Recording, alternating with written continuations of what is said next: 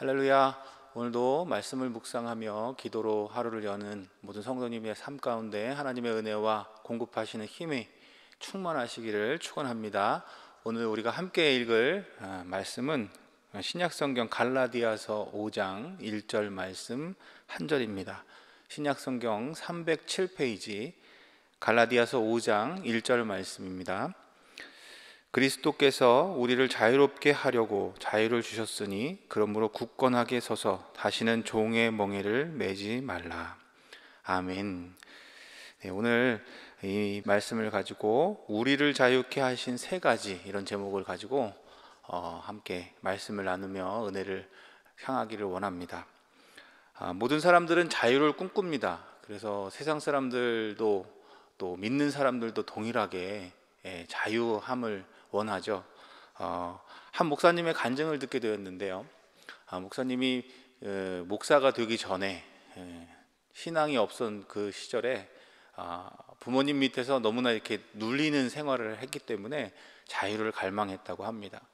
그래서 원하는 대로 할 수 있을 때가 되자, 그 나이가 되자 원하는 대로 술을 마시고 원하는 대로 골프를 치고, 또 그 골프를 치기 위해서 또 돈을 마련하기 위해서 또 이렇게 포커와 같은 그런 노름판을 이렇게 전전하면서 살던 그때를 회상하는 모습의 이야기를 들었습니다.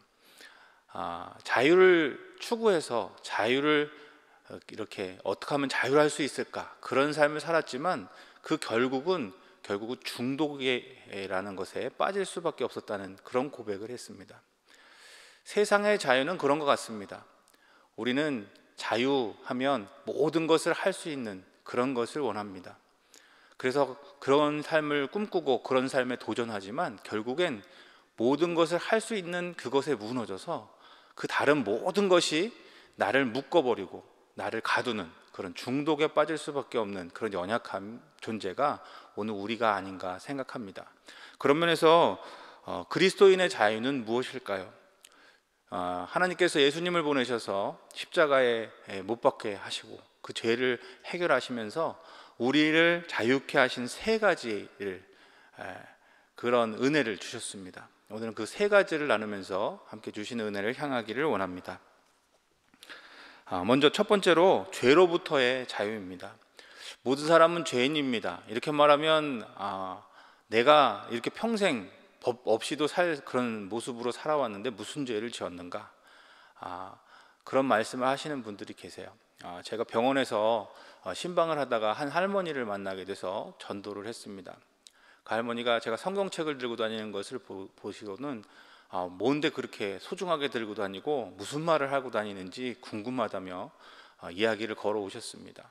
그래서 하나님을 전하고 있어요, 할머니. 할머니, 예수님 믿으세요? 라고 예수님이 왜 믿어야 되는지, 그리고 예수님이 누구인지 그렇게 물어오셨어요.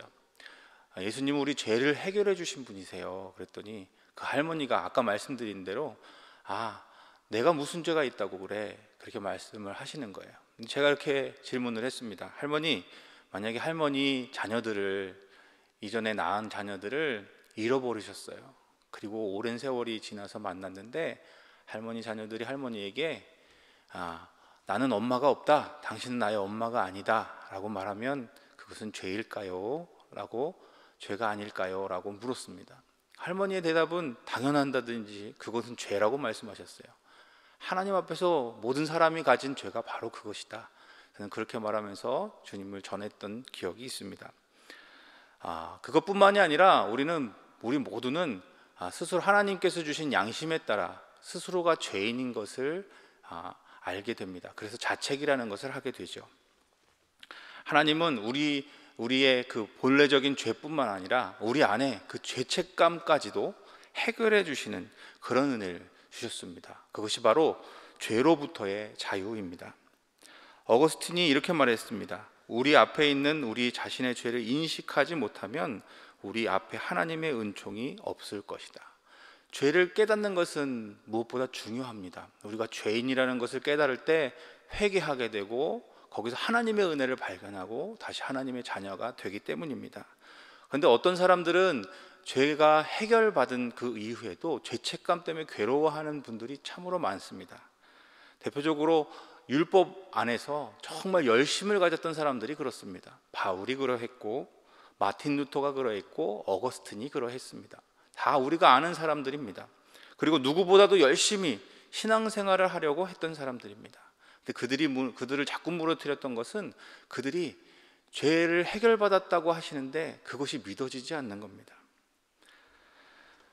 우리가 죄를 깨닫고 하나님 앞에 나가서 죄를 해결함을 받은 이후에 우리 앞에 하나님 앞에 받은 그 은총이 되려면 바로 이 죄책감마저 내려놓아야 하는데, 이 죄책감이 사라지지 않는 그런 고통 가운데 살던 모습을 우리는 방금 말씀드린 바울과 또 어거스틴과 같은 사람들을 통해서 보게 됩니다. 때때로 우리도 그런 모습도 가운데 서게 될 때가 있어요.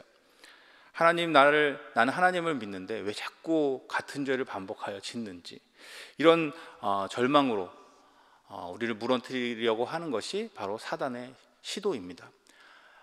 하나님은 예수님을 통해서 우리의 모든 죄를 해결해 주셨지만 여전히 사단은 그 죄를 통해서 너는 죄인이야, 하나님하고 가까이 갈 수 없어, 그렇게 우리를 옥매어서 다시 하나님과 멀어지게 하는 사단의 아주 고전적인 우리를 하나님으로부터 떼어놓는 방법이 바로 그것입니다.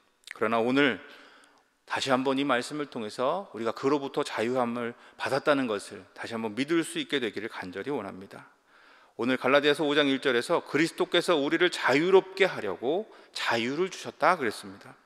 그러므로 굳건하게 서서 다시는 종의 멍에를 매지 말라 그러셨습니다. 바로 이 죄책감의 멍에, 그것도 바로 이미 해결받은 죄로부터의 자유를 누리지 못하는 사람의 멍에입니다. 사랑하는 여러분, 오늘 우리 가운데 주님의 약속의 말씀이 있습니다. 우리는 믿어지지 않지만 하나님의 약속은 반드시 이루어지는 것이기 때문에 우리는 그 약속을 믿는 믿음으로 그것을 먼저 누릴 수 있게 됩니다. 로마서 8장 1절입니다. 그러므로 이제 그리스도 예수 안에 있는 자에게는 결코 정죄함이 없나니 이는 그리스도 예수 안에 있는 생명의 성령이 법에 죄와 사망의 법에서 너를 해방하였습니다. 율법이 육신으로 말미암아 연약하여 할 수 없는 그것을 하나님은 하신다. 죄를 스스로 해결할 수 없는 그것을 하나님은 예수님을 통해서 사하여 주셨습니다. 죄로부터의 자유, 그것을 누릴 수 있는 우리 모두가 되기를 간절히 바랍니다. 영국의 한 노인이 평생을 죄 가운데 살다가, 그리고 가난하게 살다가 예수님을 믿지 않고 이제 죽을 병에 걸리게 되었습니다. 그는 평생 죄만 짓고 살았다는 죄책감 가운데 너무나 가슴이 아팠습니다. 너무나 두려웠습니다. 그래서 이웃에 있는 손녀를 불러다가 성경책을 읽어달라고 말했습니다. 손녀가 성경책을 읽어 나가다가 그 성경책을 읽어 나갔을 때 읽으면 읽을수록 자기 죄가 깨달아지는 겁니다. 이것도 죄였네, 이것도 죄였네. 더욱 낙심이 깊어져 갔습니다. 죄책감이 더해져 갔습니다. 어느 날 손녀가 성경을 읽어가다가 요한일서 1장 7절을 읽게 되었는데 거기서 이 구절을 듣게 됐습니다.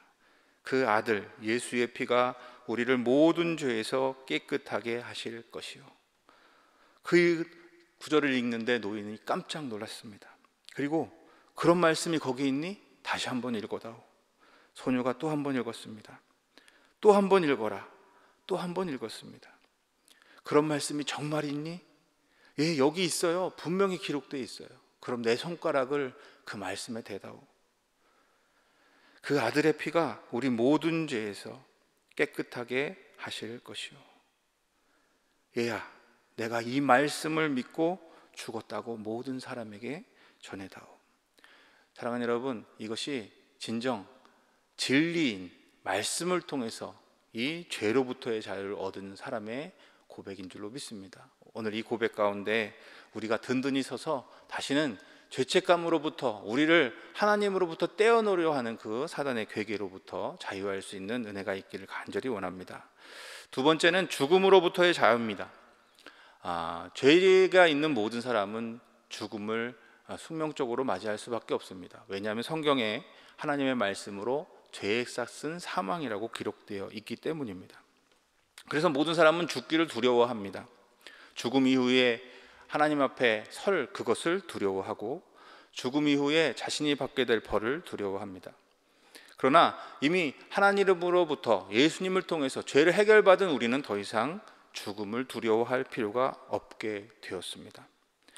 데살로니가전서 4장에 바울은 이미 하나님께 부름을 받은 그 사람들, 그래서 슬퍼하는 그들을 향해서 이렇게 말합니다. 형제들아 자는 자들에 관하여는 너희가 알지 못함을 우리가 원하지 아니하노니 이는 소망이 없는 다른 이와 같이 슬퍼하지 않게 하려 함이라. 우리가 예수께서 죽으셨다가 다시 살아나심을 믿을진데 이와 같이 예수 안에서 자는 자들도 하나님이 그와 함께 데리고 오시리라. 사랑하는 여러분, 우리에겐 이 소망이 그대로 동일하게 있는 줄로 믿습니다. 호스피스 병동에서 환자들이 이렇게 죽음을 앞에 두고 있는 그런 병동이 호스피스 병동이죠. 모든 환자들이 두려워 떨고 있었습니다. 그런데 한 간호사가 두려워 떨고 있는 환자들의 귀에 무언가를 속삭입니다. 그러면 그 두려워 떨던 환자들이 환한 얼굴로 웃으며 평안한 가운데 임종을 하는 것이었습니다. 궁금해진 사람들이 이 어떤 말을 했는가 그 간호사에게 물었습니다. 그 간호사의 대답은 이러했습니다. 그녀는 먼저 주님을 전하고 주를 믿기로 호박한 그 사람에게 이렇게 말했다고 합니다. 나의 좋으신 예수님께서 당신의 부활을 약속하셨습니다. 사랑하는 여러분, 이것은 오늘 우리에게도 주어진 동일한 은혜입니다. 우리는 더 이상 죽음을 두려워할 필요가 없는, 죽음으로부터의 자유를 얻은 믿는 자들인 줄로 믿습니다.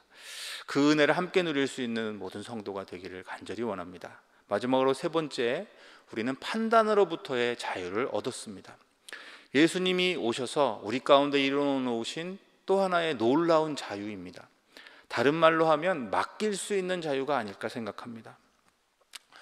생각해보면 처음에 우리가 지은 첫 번째 죄는 바로 이 판단을 자기 것으로 삼은 죄가 아닐까 생각합니다. 선악과만을 금하셨던 하나님, 그 이유는 선악과를 먹은 이후에 자기가 판단을 기준을 가진 다음에 세상이 어떻게 변할지를 알고 계셨기 때문일 것입니다.